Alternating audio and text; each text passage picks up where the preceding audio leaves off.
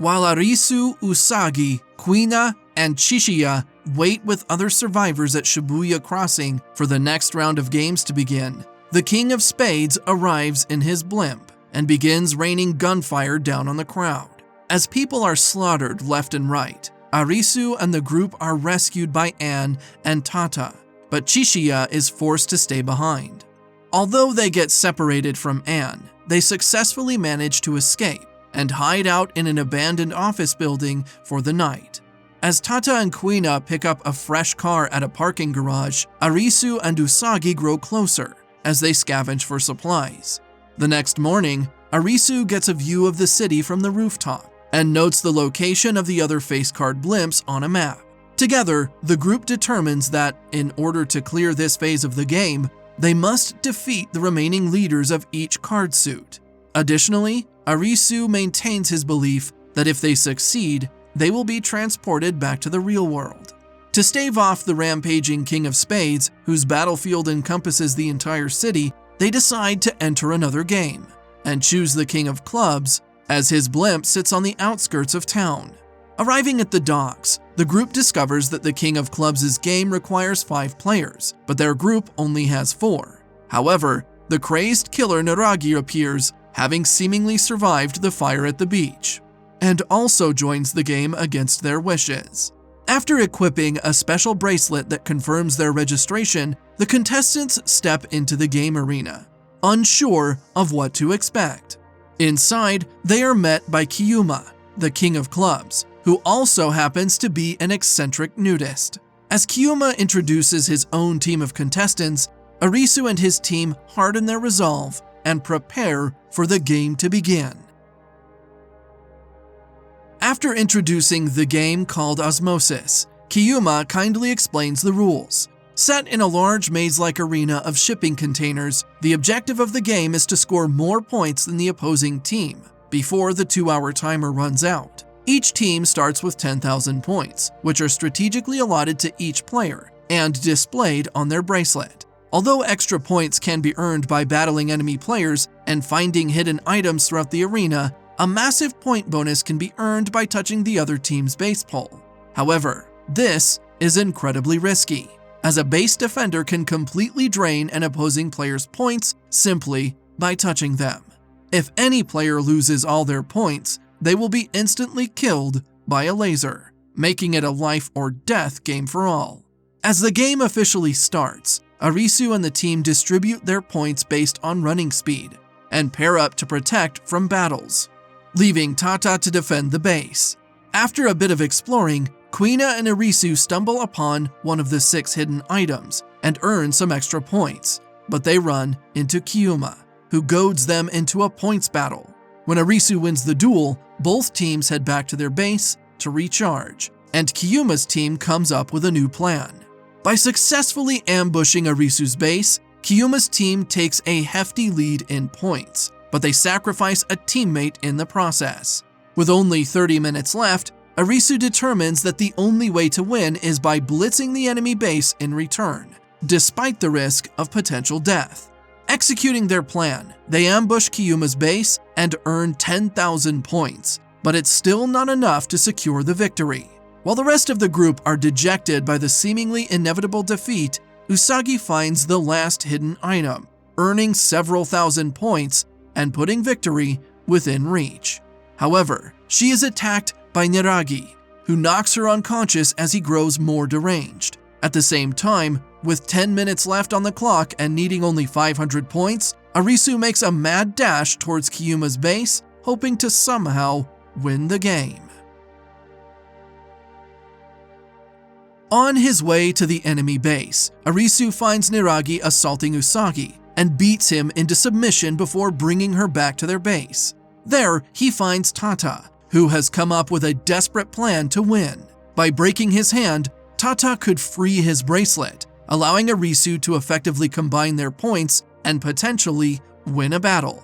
Although Arisu is hesitant to take such violent measures to win, they go through with the plan, as Tata is motivated to prove his worth. With only 5 minutes left on the clock, Kiyuma takes a walk to the ocean, where he meets Arisu for one last conversation. Appeasing to Kiyuma's ego, Arisu claims that the game has taught him a lot about his true self, and asks for a final handshake. Kiyuma accepts, and as they lock hands, Arisu wins an automatic points battle thanks to Tata's bracelet, putting his team 500 points in the lead. Stunned by Arisu's brutal tactics, Kiyuma accepts his fate and concedes the game, leaving him a few minutes to reflect on his life. As the 2-hour timer expires, Kiyuma and his team are instantly eliminated by lasers, while the King of Clubs blimp crashes into the ocean. However, the victory is bittersweet, as Tata bleeds out from his wound and dies. That night, Arisu, Kuina, and Usagi bury Tata and remain motivated to complete the game in his memory, while Niragi looks on from afar, grateful to still be alive. Meanwhile, at a maximum security prison in the city, Tsuchiya competes in the Jack of Hearts game. In this test of trust, 20 contestants are equipped with explosive collars, which display a randomized card suit on the back of their necks. The game is split into 1-hour rounds, and in order to survive, players must correctly guess the suit symbol on their collar. Otherwise, it will explode. As a twist, the Jack of Hearts has gone undercover as one of the contestants, and the game only ends when they are eliminated. As the game starts, Tsuchiya keeps his cool and partners up with a trustworthy yet nervous man in overalls, while the rest of the contestants break off into groups and pairs. Although everyone survives the initial round, doubt soon creeps in, and people begin to succumb to paranoia. By round 10, most of the competition have been eliminated, leaving just a handful of survivors left in the game. Unable to bear the constant dread and anxiety, Tsuchiya's partner commits suicide by refusing to guess his symbol at the end of a round. With only 5 contestants left and the Jack of Hearts still alive, Tsuchiya is left unsure of who to trust or how to survive the rest of the game. As the sun rises over the prison, Tsuchiya does his best to socially manipulate the remaining contestants and determines that the end of the game is near. Although he is unable to learn the symbol on his collar, he successfully instills doubt in his opponents, pushing the game toward its conclusion. At the end of the round, Tsuchiya successfully guesses his symbol and survives, leaving only 4 contestants in the game. Together, they deduce that a bashful man named Matsushita is the true Jack of Hearts. When 2 other contestants, Yaba and Banda, begin to torture Matsushita for information, he forfeits at the end of the round and dies, finishing the game and leaving Tsuchiya victorious. Meanwhile, Arisu, Usagi, and Kuina plan their next steps after having defeated the King of Clubs. Giving Usagi some time to recover, Kuina splits off from the group to recruit more players and continue participating in other games, while Arisu stays behind. After a few days with food running low, Arisu and Usagi go looking for rabbits, but their hunt is interrupted by a loud commotion. Following the noise, they stumble upon a massacred settlement, and investigating further, find an RV camper full of 8mm photography equipment. Using a projector, Arisu and Usagi watch a short documentary made by a man named Kaito, who documents his unexpected arrival in the new world. In the film, Kaito encounters Anne, who is still alive and searching for more information about the truth of the games. Eventually, Kaito travels to a rural settlement to talk with an odd woman about the fireworks that appeared before the mass disappearance, but they are gunned down by the King of Spades.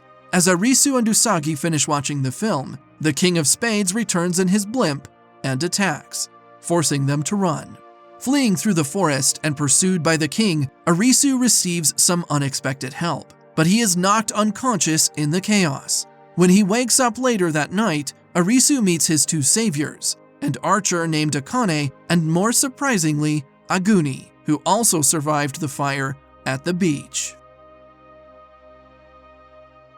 Catching up after their encounter in the forest, Aguni tells Arisu that he wants to kill the King of Spades in a final blaze of glory, as he has nothing left to live for. Meanwhile, Aguni's partner Akane reflects on her experience in the game so far.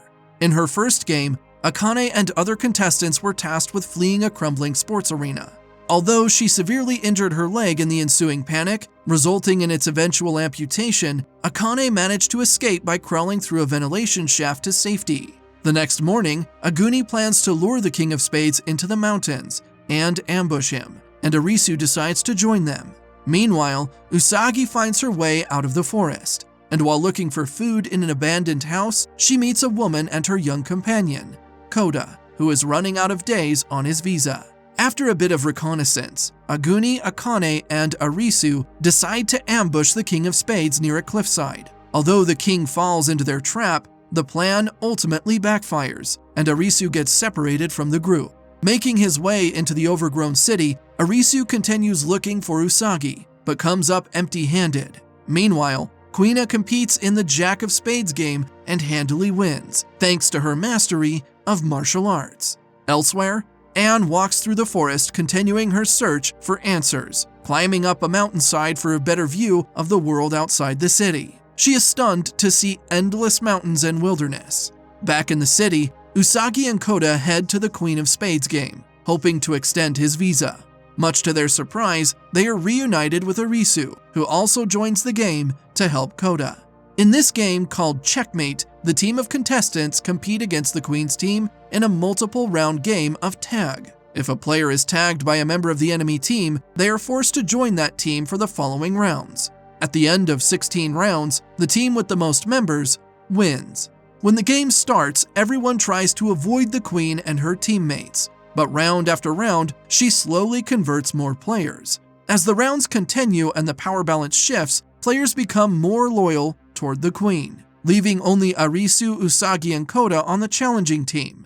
With the game almost won, the Queen of Spades sets her sights on converting Arisu, leading to a climactic confrontation between the Queen and Usagi. As the Queen of Spades pursues Arisu, Usagi tries to fight her off, and although the Queen overpowers her, she chooses not to convert Usagi to her team. When the next round starts, Arisu and Usagi manage to tag 4 team members back to their side, and convince them to fight back against the Queen. During the final 2 rounds, Arisu manages to evade the Queen, while Usagi and the rest of their team turn the tides back in their favor, converting every friendly player back to their side. As the game ends, the Queen of Spades accepts defeat, and tells Arisu and Usagi that they must complete the rest of the face card games to discover the truth of their situation. Afterward, the pair explore the city and discover the destroyed stadium, where a hot spring resides. Taking a quick bath, they are stunned to find wild elephants also enjoying the warm water. And finally, acting on their emotions, they share a kiss before leaving. Meanwhile, at the Supreme Court building, Tsuchiya competes in another game with 4 other players, including an old beach executive named Kuzuryu, who is also the King of Diamonds. In the game, players must compete in a series of math probability puzzles, and if a player loses too many rounds, they are melted alive with sulfuric acid.